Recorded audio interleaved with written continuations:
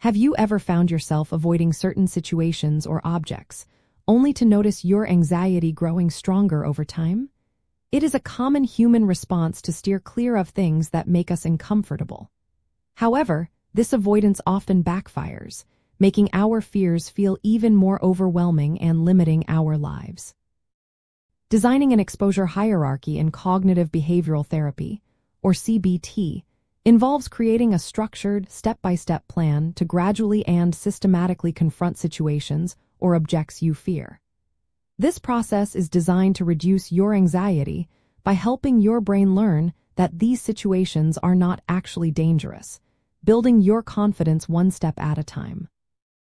The core reason this method works so effectively is because it directly addresses the cycle of avoidance. When you avoid a feared situation, you get temporary relief, which teaches your brain that avoidance is a good strategy. Exposure therapy breaks this cycle. By gently and repeatedly exposing yourself to the feared situation in a controlled way, your brain undergoes a process called habituation, where your anxiety naturally decreases over time as you learn there is no real threat.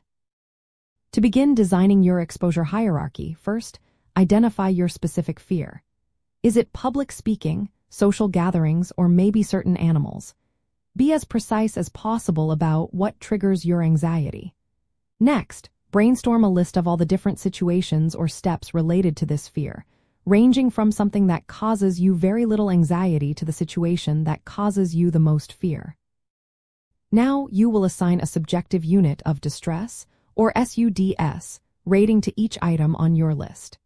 This is a number from 0 to 100, where 0 means no anxiety at all and 100 means the most intense panic you can imagine. Place these items in order, from the lowest SUDS rating to the highest, creating your fear ladder. For example, if you fear dogs, a low SUDS step might be looking at pictures of dogs, while a high SUDS step might be petting a large, unfamiliar dog. Start practicing with the first item on your hierarchy, the one with the lowest SUDS rating. Stay in the situation or repeat the action until your anxiety significantly decreases, perhaps by 50% or more. This is crucial for habituation to occur. You can use coping strategies like deep breathing or grounding techniques to manage your discomfort during this time.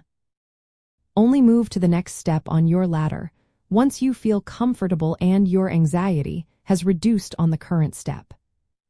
This systematic approach, sometimes called in vivo exposure when it involves real-life situations, is incredibly powerful.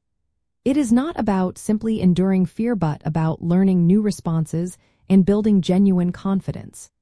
Be patient and compassionate with yourself throughout the process, celebrating every small victory as you climb your fear ladder.